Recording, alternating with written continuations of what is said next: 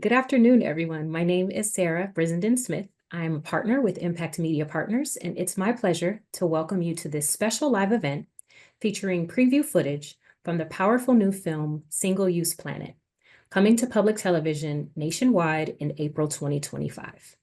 Today, we will have a live panel discussion with leading experts from Gannon University, UCSF, and the University of Toronto on health and the environmental impact of single-use plastics, moderated by Suzanne Rust of the Los Angeles Times.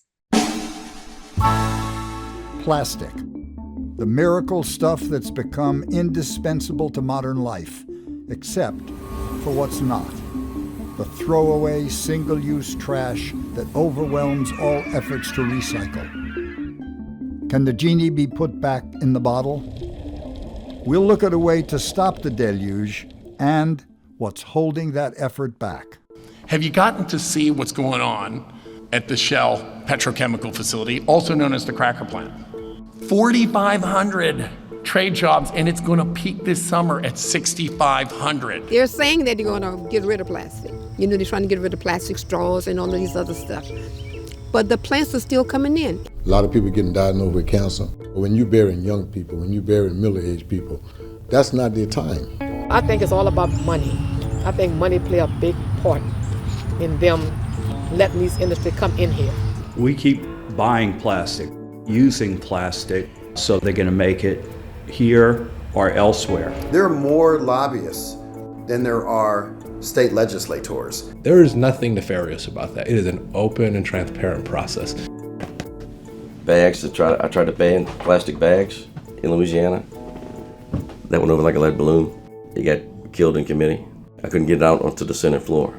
Lobbyists don't only bring education and expertise, they also organize fundraisers. Government has lost its purpose. It's supposed to be here for people, not bottom lines and Wall Street and special interests.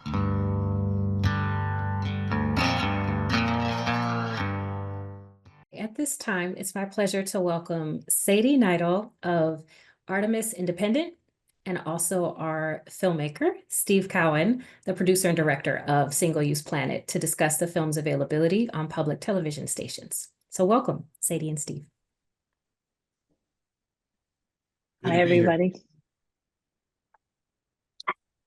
Steve, you first or me? I'm sorry? Are you going first or me? One more time. Are you going to go first or should I? Go ahead. Alrighty. Well, hi, everybody. Pardon my scratchy throat. This is the tail end of a cold that just will not give up. But I'm from Artemis Independent, and we are leading station relations for Single Use Planet. This is a 60-minute film releasing on March 29th from KQED Presents and NETA with NOLA code SGUP. This film caught our attention at Artemis because it's a stellar example of investigative journalism. It explores how the rise of the plastic industry is connected to a web of corporate interests, political persuasion, health issues, and environmental impacts. On a personal note, I can tell you, I have not stopped thinking about plastic since I watched this film. I even dreamed about getting rid of all my plastic kitchen tools, and I feel majorly motivated to make real life change. This film is that impactful. At Artemis, we've gotten enthusiastic responses to the program in our pipeline presentation for programmers in January, as well as in our local angle outreach. As you saw in the trailer, for stations in Western Pennsylvania and Louisiana, there are a lot of local tie-ins regarding the industry, human health, and environment in those locations in particular. Single Use Planet fulfills PBS's programming priorities of climate and environment and is releasing in time for Earth Month. It's also a great fit for social justice or democracy and journalism programming at any time of year. That's all for me. Let me know if you have any questions, and take it away, Steve. Yeah, thanks. We're excited that this is going to reach, has the possibility of reaching a national audience on public television. While making it, we met a lot of people who actually know that their disposable plastic products are not being recycled, and they're really frustrated about it. and they are wondering what can be done. And so we're hoping this film might give some hints about that.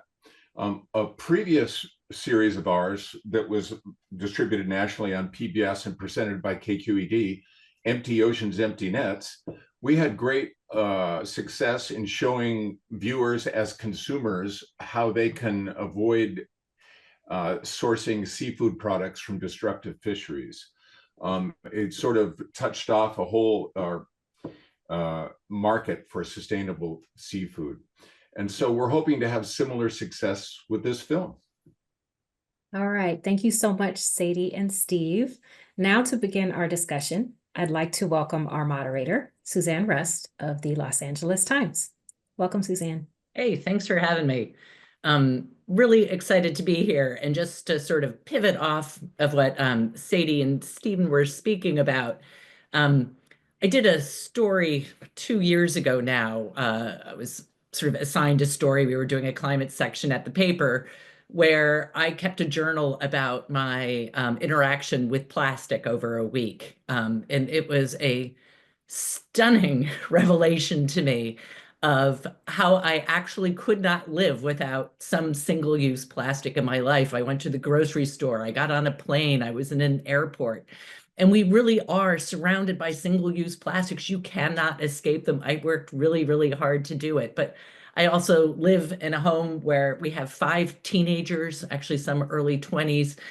I went through my garbage. I mean, there was just, again, no escaping single-use plastic. So this film, at least personally, really hit a note with me. And I think much more broadly will hit a note with many others who look around them, walk into a store, go to the airport and try to source a lunch without getting exposed to plastic and realize it can't be done. Again, I just think this is a fantastic film. And I'm really, really excited to be here. We did a panel like this back in September with this film. Many of us were involved in it at that time. And it's something I just want to note here is I think the world has changed a lot since we met in September. We have a new presidential administration. I wrote a story just last week. Gosh, it seems like I'm writing stories every day. I can't even really keep a grip on time anymore. But this one was about an executive order that President Trump had signed that would make it illegal for any federal agency to buy or source paper straws. Instead, he is doubling down on, I have it here, a new national strategy to end the use of paper straws, something which will alleviate the forced use of paper straws nationwide. So again, the timeliness of this film, I don't think could be better as we face an administration that has made clear that they are embracing a fossil fuel industry, are pushing against alternatives that have arisen in that time, yes, we'll see what comes. Another thing that just happened in the past few days, as I said, I'm getting sort of exhausted by all the stories on plastic that I'm suddenly doing again.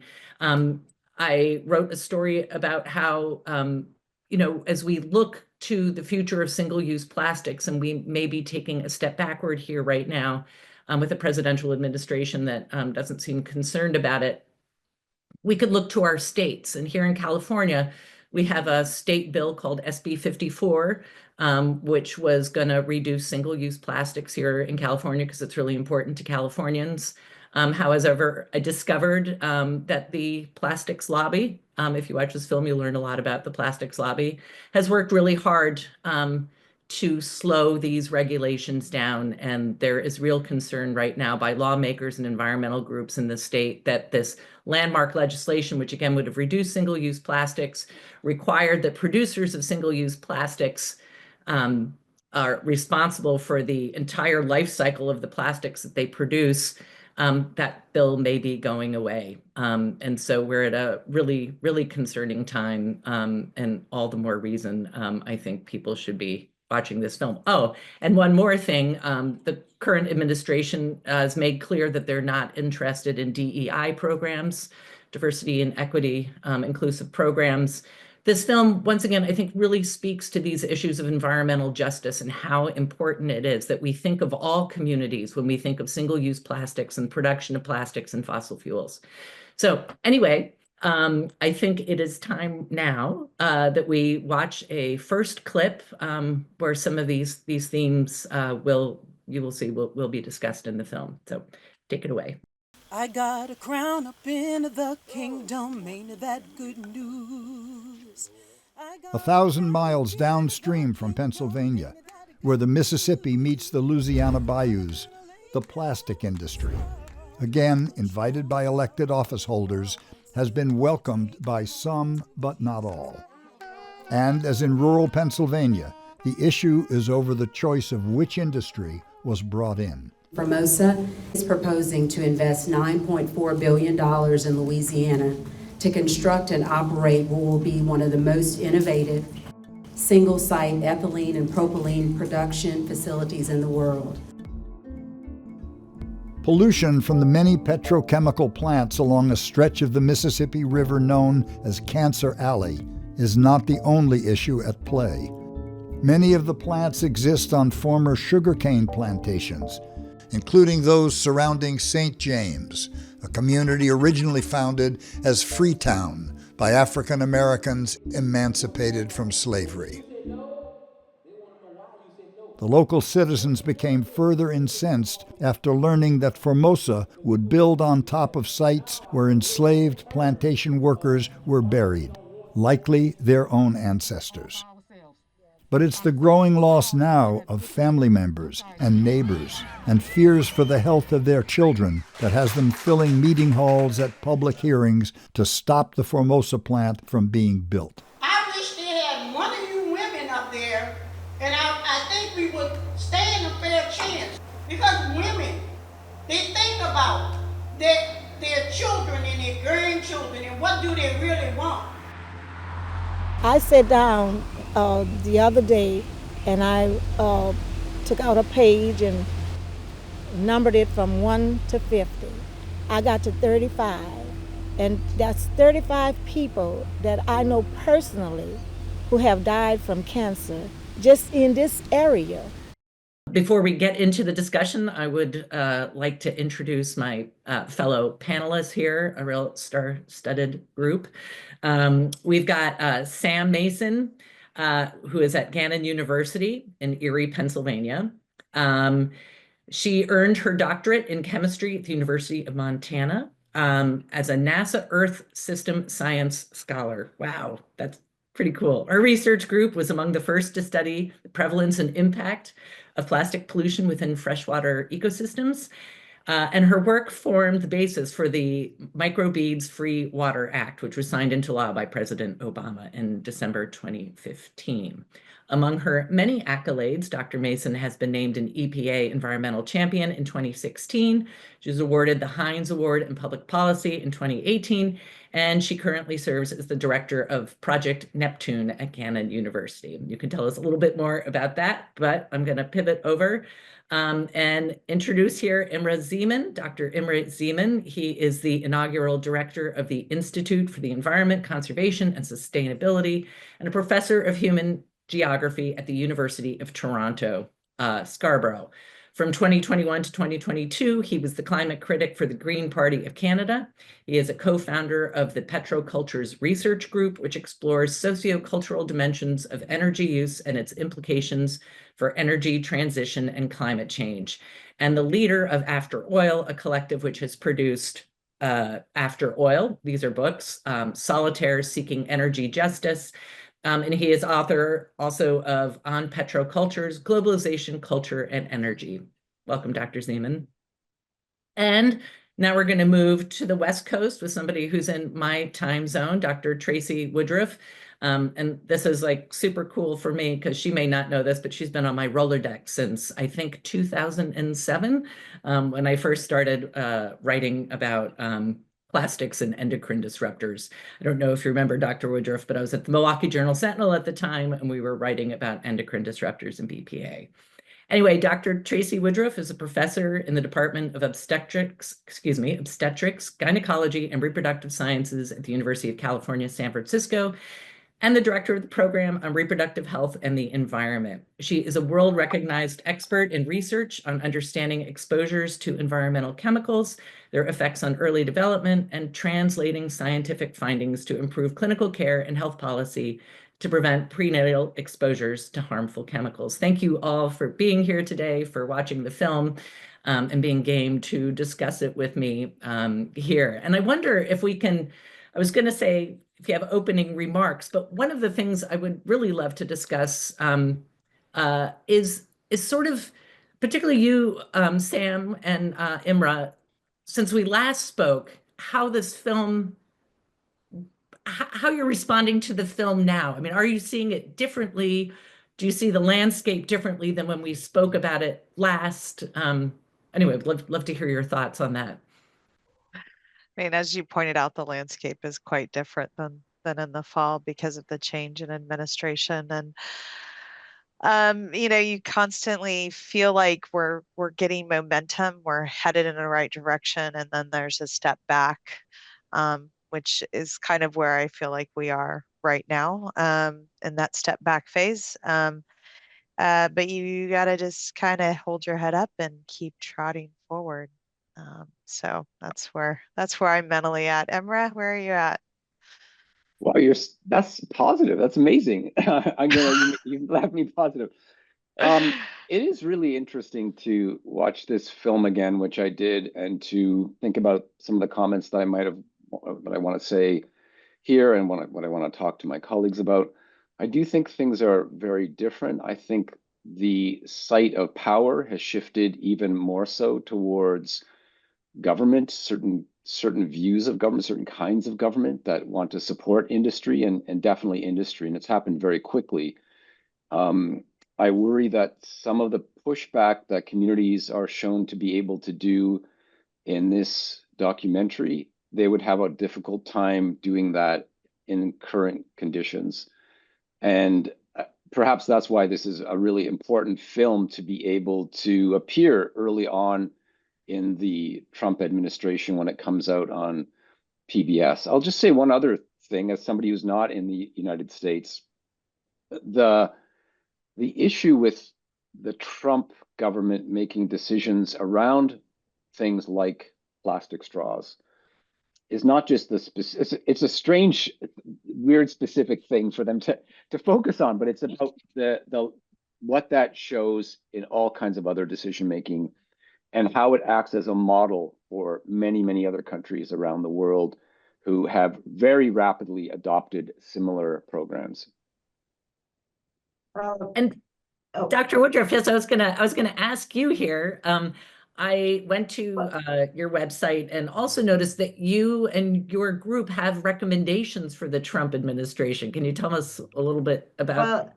Yeah, I just wanted to follow up on your thoughts because the film, I think in some ways illustrates why people are unhappy with the government, right? Because the government is captured by these corporate interests. I think that, to me, the story in Pennsylvania was really moving because, you have these people in the legislature who are literally giving the corporation talking points. And there are people who are really super frustrated by that. And I think you talked about the plastic straw ban, which I also read that executive order. But we have to think about, is that what we led in the environmental health community? I mean, I'm in California and there's a plastic straw ban. There's also a plastic bag ban. But it was also kind of a response to our own kind of, where did we go in this whole issue? We went to plastic straws. Is that the biggest problem with plastic? I would argue. I mean, it is an example. And, a lot of that came out of that turtle, right? The video of the turtle with that plastic straw of its nose. So I think we're a little bit, have not done the best job in communicating about why these issues are really important. Because I do think our own polling shows that people really care about toxic chemicals. They know corporations are lying to them and they're frustrated with the government. And I think you can kind of see this in the other component of the Trump administration, which is this Make America Healthy Again language, which is all around the rising chronic diseases in the US, which is true, which was never talked about even in the New York Times. The New York Times, after the election, was like, are people really more sick? It's like, well, yes, actually, that is true. And we have to acknowledge that. And I think that, we're kind of we're in a very new situation where we have an opportunity to try and reimagine or retake control of because they really have control of the narrative right now.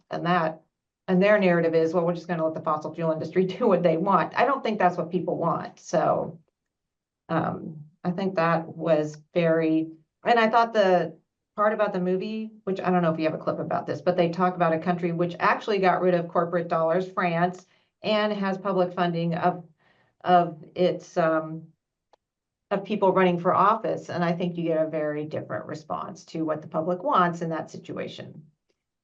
Well, so you touch on something that I was hoping we would discuss, and it's these two sides of the new administration, which I, as a reporter, am trying to figure out how this is all going to play out, which is clearly there's the side of the administration, the Project 2025, which is let's allow the fossil fuel industry to, come back full force. Let's burn coal, let's natural gas, let's do all of these things, right? And create more of these plastic sites. But then you also have this other side, the Make America Healthy Again, which is the RFK kind of side of it, which I remember when I first started reading about this, I saw a panel discussion with Senator Ron Johnson. For those of you who don't know him, he's from Wisconsin. He is sort of extremely right, very, very pro corporation.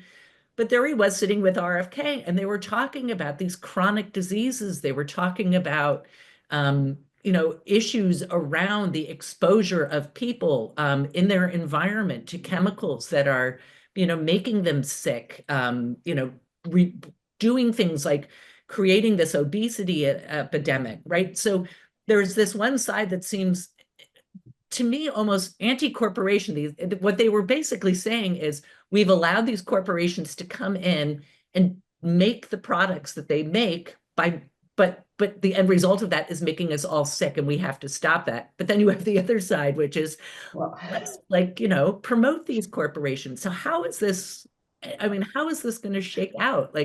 Well, in one case, something's going to win, right? I mean, you can't have both those things at the same time. Now, I think their kind of current way that they're dealing with this is we're going to put, that part that you're talking about, making America healthy. I mean, I'm looking at the executive order, we're going to look at the contribution of environmental factors and toxic materials. I mean, that's right, our language, but that's over at HHS.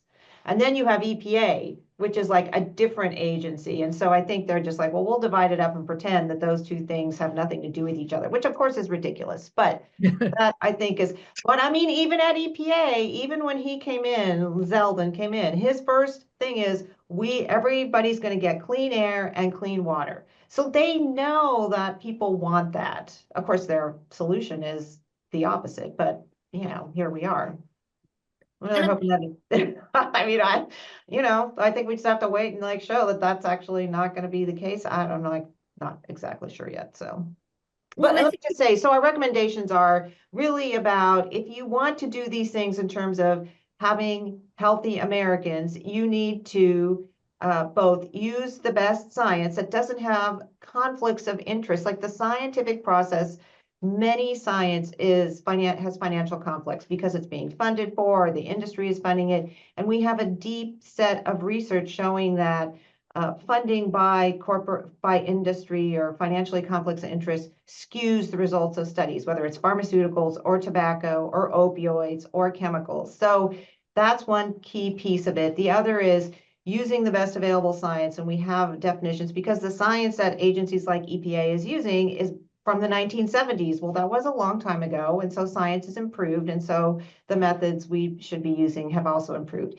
And then it's really also about, we have to ensure that we're addressing those that are most impacted by toxic chemical exposures. So really addressing this health for all, and then specific recommendations. And if you read again, I know I'm not in favor of this administration, but the Make America Healthy also talks about how corporations are, influencing the scientific process. Will they really take them out? I don't believe that will be true given who they are, but I've never seen another administration say that, so I don't know. Remains to be seen what's going to happen, I guess. Yeah, it will. It'll keep me busy too, I assume, as all of us. Well, I think right now we're supposed to time to take a look at a second clip here. As Americans continue to use more single-use plastic per person than any other nation, a trend that also drives the pollution involved with making it, the question becomes, can the political will be found to solve this ever-growing problem? Over 380 million tons of new plastic is being made each year. And in the U.S., where much of it is produced, only a small fraction of the waste is being recycled. We're also exporting our single-use debris to other countries, some with poor waste management where it can end up where it doesn't belong. Proponents of a federal bill called the Break Free from Plastic Pollution Act hope Congress can agree on a solution. It's practical and it's pragmatic. It's actually built on local and state ordinances that have actually worked. And we're dealing with it from extraction to waste. It will phase out unnecessary plastic products. It limits exports of plastic waste to other countries.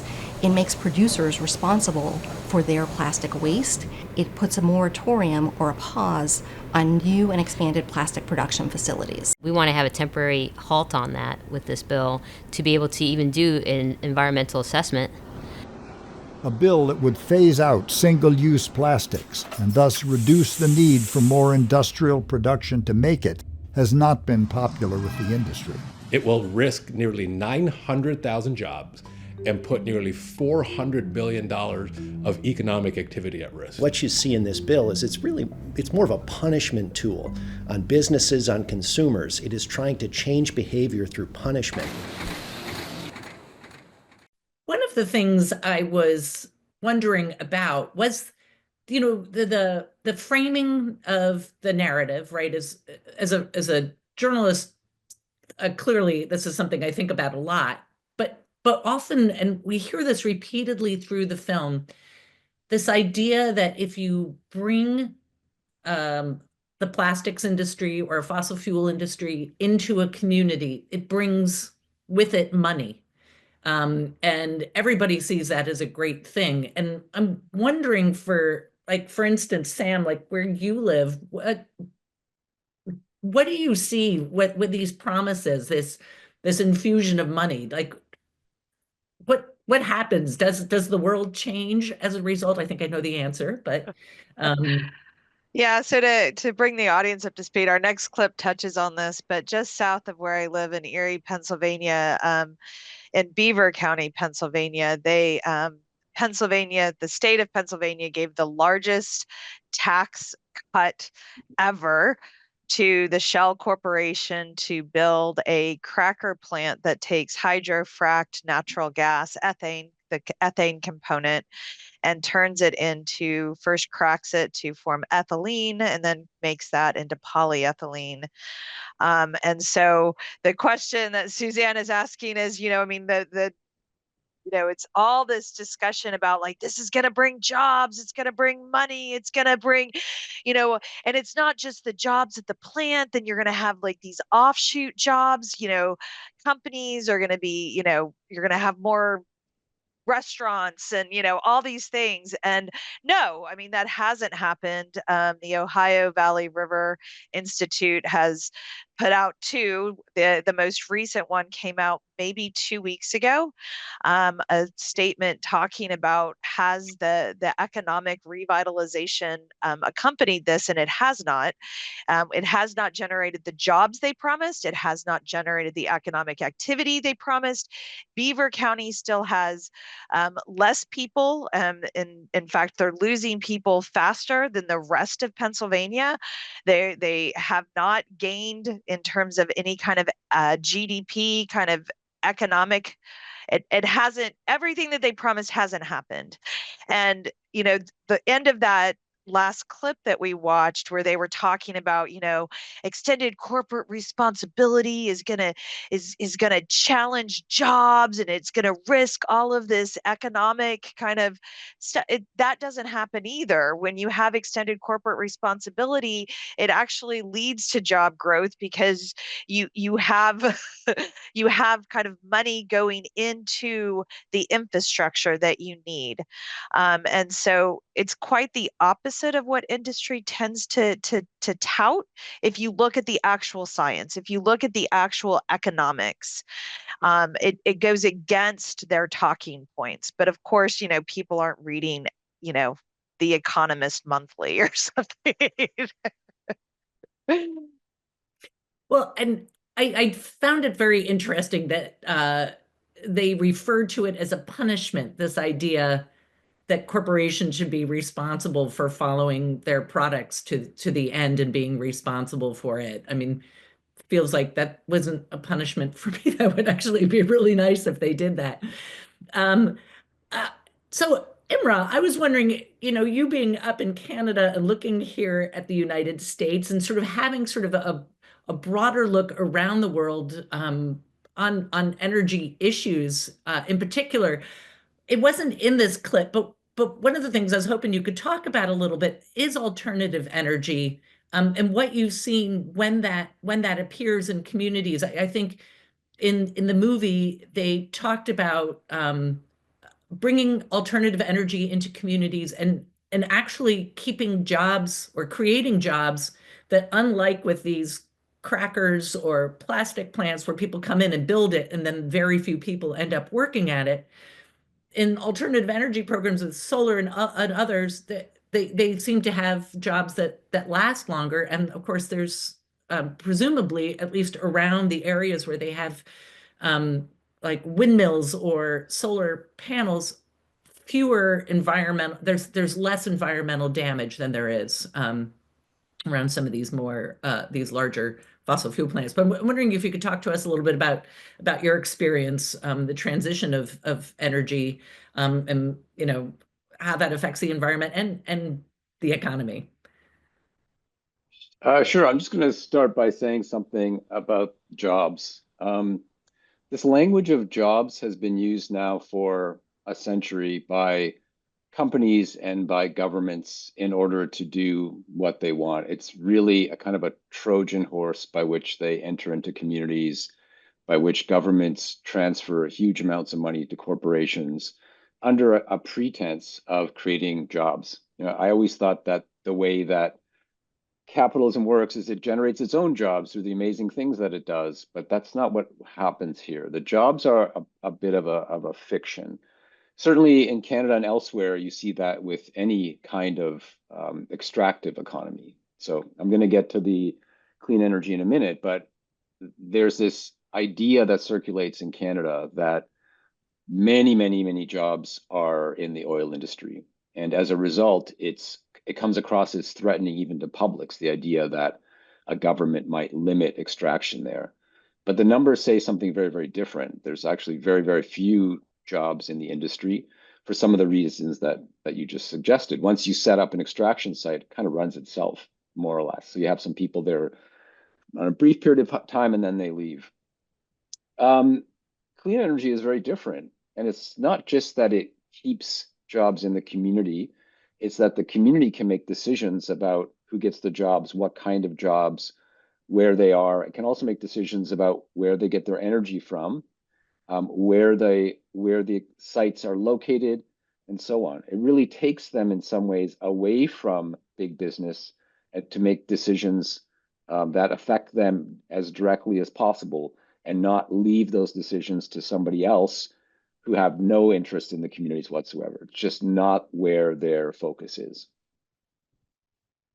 All right. Well, I'm going to get back to you, Tracy, after we watch the next clip, because I also want to really explore some of the work you've done, and I think dovetails really nicely also with this movie. If you could sort of explore some of the health issues of not just being around a place that is producing plastic or drilling for oil, but also, our exposure to plastic every day. So we'll get to that. That's my cliffhanger here as we head on to the next clip.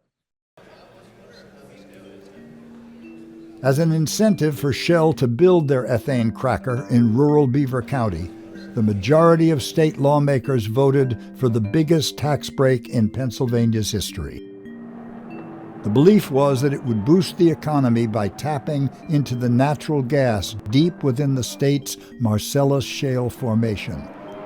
By fracking, the drilling method that injects liquids at high pressure to fracture the rock and release liquid ethane, the main feedstock for making plastic. But from the very start of the Shell project, Pennsylvanians have been divided about the idea. Pennsylvania residents have a constitutional right to clean air. The petrochemical manufacturing industry that is waiting to be born will bring economic growth greater than Pennsylvania has already seen from the drilling. No person's job has a right to make me, my family, and my neighbors sick. The further use of Pennsylvania natural gas is necessary for greater job creation. It's a mystery to me why we would permit any of it. We need this stuff. We need the polyethylene. We use it every day.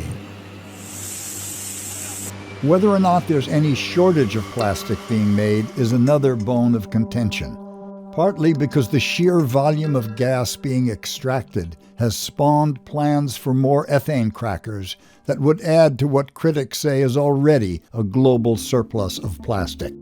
The capacity to produce ethylene and polyethylene in the United States has increased by more than 50%. At the same time, China and other Asian countries have also been vastly expanding their ability to produce plastic. There is way more capacity to produce plastic than there is demand right now. Well, just before we jump to you, Tracy, with the questions I asked before we left, I've seen this clip now, I think 5 or 6 times, if not more. And I'm always just so struck by this idea that there is clearly in state legislatures around the country right now, and probably around the world, these requests to have these huge plants built to make more and more and more plastic. Yet it's clear there is a glut of plastic. I mean, we have so much plastic around us, we don't, it's so cheap right now because there's so much of it. And what we're finding, like, in places like California, or as I talked about at the beginning of this panel, like I walk into a store and it is amazing how much plastic is around me and the ingenious ways that marketers and plastic packagers and producers have created new kinds of plastic or new needs for plastic. I mean, the stuff is so cheap, everybody's trying to figure out a way to use it. And all, again, it seems in this direction of single-use plastics, right? I mean, who wouldn't want to be in the plastic business? It's cheap and you sell it and you make a ton of money on it. But sort of stepping back from there, one of the issues, and again, it's really, I think, brought up well in the movie, is there's not only the environmental concerns that come with having so much plastic around. We saw those clips of somebody swimming, holding on to the bar and just plastic going by them. I mean, I can tell you here in the San Francisco Bay Area where I live, we've had some big rains come recently, and my backyard runs an ephemeral creek, which is dry most of the year, but fills up to great volumes this time of year when we have rain. And you just see plastic going down it all the time, bottles, bags. It's sort of, it is everywhere. But one of the other things that I would love you to talk about, Tracy, because it's something I report on and is really important and interesting to me as well, are the health effects of plastic. I mean, how does it affect people? What do we know? And, from the different levels of plastic manufacturing all the way to, when plastic breaks down in our homes, what are we looking at here? Yes, so I just would say the people who make I'll give an example of some of these chemicals that are in plastic. I'm not going to talk about their names too much, but we know the chemicals used in plastic increase the risk of many of these different adverse health effects that are increasing in the population, whether it's infertility, sperm malfunction, difficulty for female ovarian function, increases in neurodevelopmental disorders, increases in metabolic disorders. Those are all truly going up in the US population. And while we're seeing an increase in the production of these plastic related chemicals from the fossil fuel industry, while also the science continues to grow on this. And so I just want to say before I talk about the health effects of the plastic is that the people who make some of these plastics, like ExxonMobil, they're the biggest makers of this chemical called phthalates, which phthalates are used in all these different plastic materials. And you don't think of ExxonMobil as making plastic related chemicals because you know them as producing the gas that you put in your car.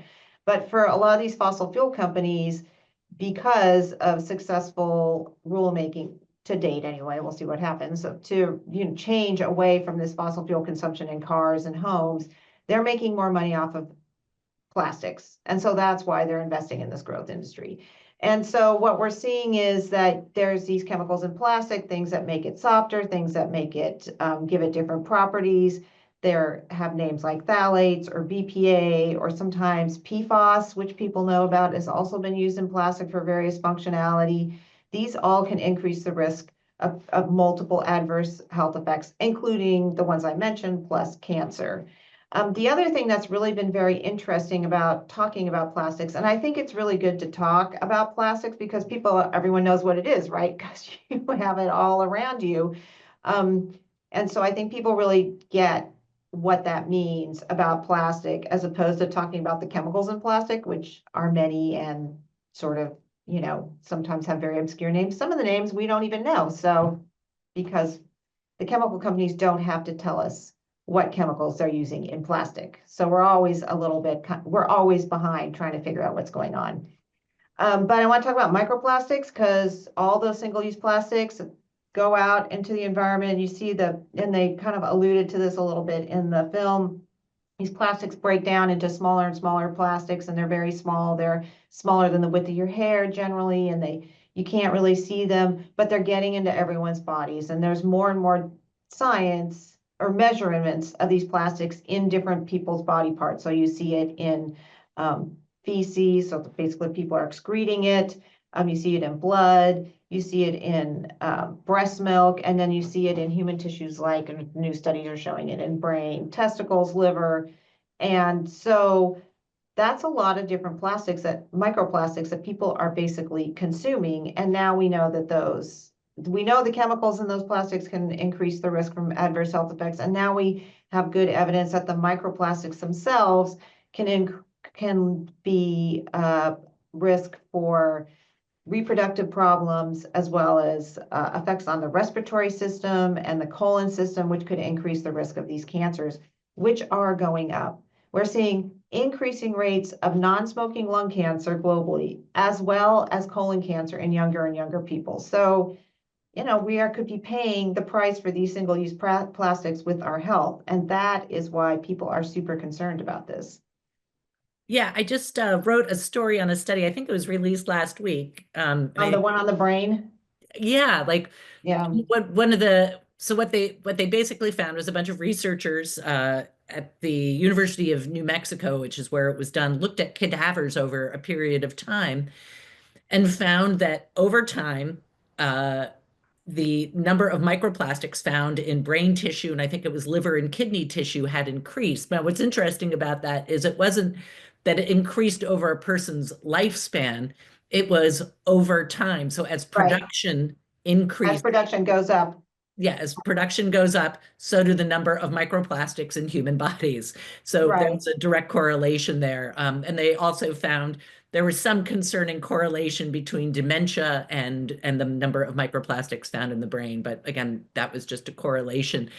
But Sam, microplastics is kind of your area too. Can you talk a little bit about your work in that area and in freshwater systems and elsewhere?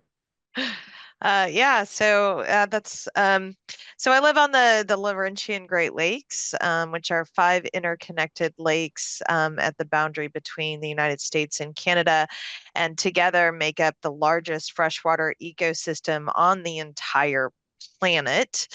Um, and it's as a consequence, I mean, they're kind of important. Right? Like 350 million people rely on them for water. We use them for, raising crops and all sorts of things. And so that's where my research work started. I hopped aboard a beautiful tall ship out in Lake Erie about 13 years ago, and while I was out there, thought, oh, as much as we hear about, plastic pollution in the world's oceans, I've never heard about it with regard to fresh water. Came back to my lab, did a literature review, and found that the reason I had never heard anything about it is because nobody had ever done it. And so, endeavored to do a survey of all 5 of the Great Lakes. And what we're finding within the Great Lakes, and as you move upstream, the concentrations increase as you move closer to people, which is really not surprising. People are ultimately the source of the plastic. And I want to make a little asterisk here to point out that this is largely unintentional. Like, I know we hear about litter bugs, and we think that a lot of litter is intentional, but because of campaigns like Don't Mess with Texas and these anti-littering campaigns, we're actually finding that people are littering intentionally less. That's not to say it doesn't happen. It happens for sure. I've watched it and chased people down. But but a lot of it is unintentional. Things end up where they're not supposed to. And so that's really something to be thinking about with plastic. If you use plastic, it's going to end up in the environment, and a lot of that is unintentional. And out in the environment, it bakes under the sun, and it breaks into ever smaller pieces. And in terms of the chemistry of the polymers, it doesn't really change a whole lot. And so it's breaking into these ever smaller pieces where you get microplastics and even nanoplastics, which are even smaller. And these things are more easily ingested. You don't even know that they're in your water when you're drinking it.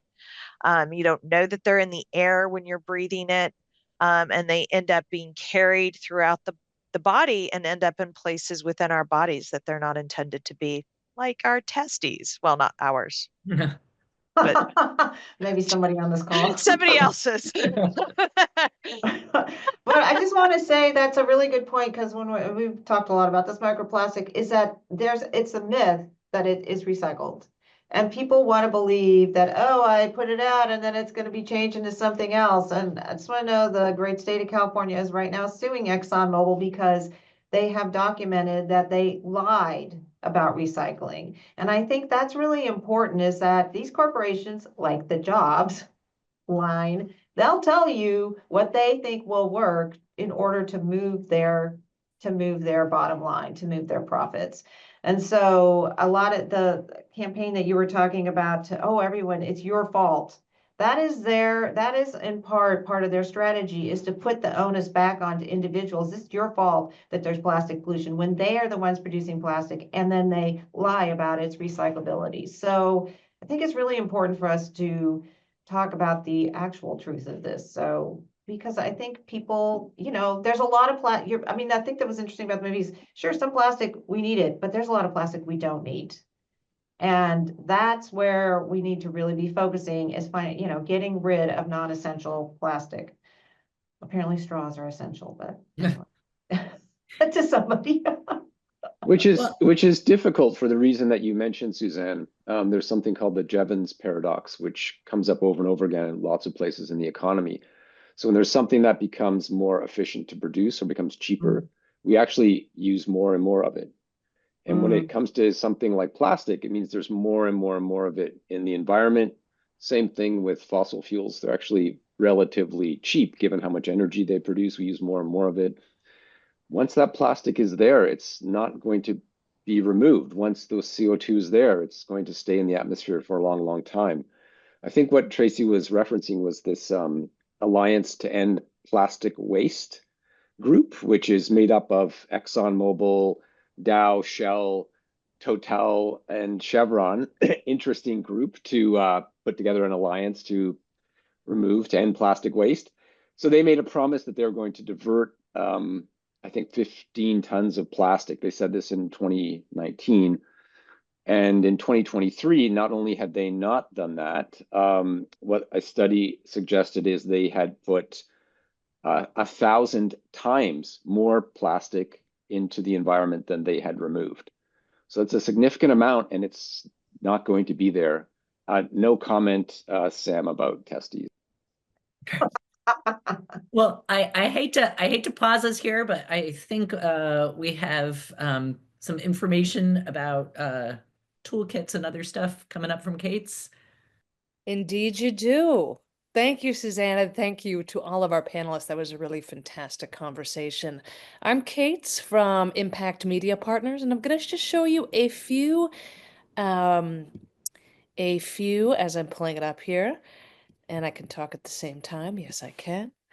A few resources that we are really excited about that we have available. So we have three pieces of information for you. We have a social media toolkit, an electronic press kit, and also a lesson plans and educational guide. I'll very quickly walk through some of the highlights in case we have a question or two at the very end. So the social media toolkit, by the way, all of this can be found on the Single Use Planet website. The social media toolkit offers different pieces that you can pull to put on Facebook, Instagram, etc. So we have this suite of images and a suite of captions. And even though here they look so nice, if you click into the link on the top in the Google Drive, you can download them as individual files and you'll find a document where you can just copy and paste just to make it nice and easy to spread the word about this important issue and documentary. We also have relevant hashtags you can use and select citizen groups and nonprofits you can tag as you're posting. So I hope you'll take advantage of these resources.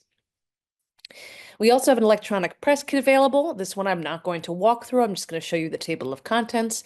It includes a draft press release, film description, short and long, an overview of the film, the cast with some photos and names of everyone who appears, the filmmakers and their bios, why the filmmakers made the film, their statement, issues that this documentary touches on, and further research and resources to dive deeper into the issue at hand. And finally, we have a discussion and education guide available, which I'm really excited about. And in here, we include discussion questions, worksheets, and the bulk of it is lesson plans aimed at high school and college audiences. So we have a lesson plan where individual students look at my part of the plastics problem, as as Suzanne was talking about earlier, not being able to escape it. So really mapping out and looking at how much plastic do I use in a day, in a week, and what is that impact on the environment. We have a essay assignment where folks can research this in their own community. So taking the research that they've done from the sources that we give at the end of the lesson plan, at the end of the entire guide, in fact, and then they connect it to their own community using some guided questions. And finally, we have a lesson plan on understanding how a bill is even passed. How did these bills come into effect? What happens when a piece of legislation finds its way into the world? And at the end, we have resources and, again, further research for folks to use. And that is what we have available. At this point, as we have just a few, very, very few minutes left, do we have any questions that came in here? We definitely do. It looks like a bunch of them kind of have been answered, but for those who aren't paying attention, just real quick, Sam, can you tell us, has there been any sort of concrete before and after examples of health effects in Beaver County since this plant was put into place? So I linked in there and then quoted from a public health analyst at the Environmental Health Project, because that's not my area of expertise, but talking about, asthma, heart disorders, mental health symptoms, poor birth outcomes, and cancer, among others. And, seems like from his his quote that he is talking about before and after. I would also point out that the facility, why depressing and already having earned several $1 million in fines for environmental releases that were not allowed, is still relatively new. And so, you're not going to, many health outcomes are going to take longer periods of time before you fully realize. So it's only 2 years old. So. And Tracy, you put a link here. I think it was you. I don't have my reading glasses on. Here, I can put them on. Yeah. Yes, I'll just say it really brief since we're. Yeah. So in the program Reproductive Health and the Environment, we put together evidence-based tips because people always want to know what they can do to reduce their exposures to plastics or other toxic chemicals that we give out to our patients and our participants in our studies and to the public. So if people are interested, and I just want to point out that we are one of the few that talk about how this is a structural issue. And so engagement and the government, it is really the government's job to, obviously they have some problems as you can see in the movie, but it is ultimately the job of the government to rein in these toxic chemical exposures. So we have recommendations about systemic changes or ways to engage. And I'm just curious, because you do work in a hospital. I mean, I spent time, a great deal of time recently. My father was in for heart surgery. And I was stunned. I was in New York at the time, but how much plastic is involved in a hospital setting, and not just for the stuff you would figure, right? Like tubes and bags for, fluids, but the food that came in, like literally everything was individually wrapped. There's a group called Healthcare Without Harm that is working on creating more sustainable hospitals. But I think, hospitals and all these other systems are the same victim of the fossil fuel industry as we all are, which is these products are made cheaply and marketed cheaply, and it's to drive up demand for them, and then they replace other products in the market. So it's maybe Dr. Sesman can talk about the economic realities of trying to reset the system. Is not, it's taken some time to get here, so probably take some time to get out. All right. Well, it is 1 o'clock, so I'm sorry to have to cut it off there, but this was really a fantastic panel. As always, I feel like we could have had 2 or 3 hours to keep talking about this, and so sorry we have to cut it off here. But thank you so much, all of you, for being here, and for everybody who came in and watched and participated today, and for all you who worked on the film. Really appreciate it.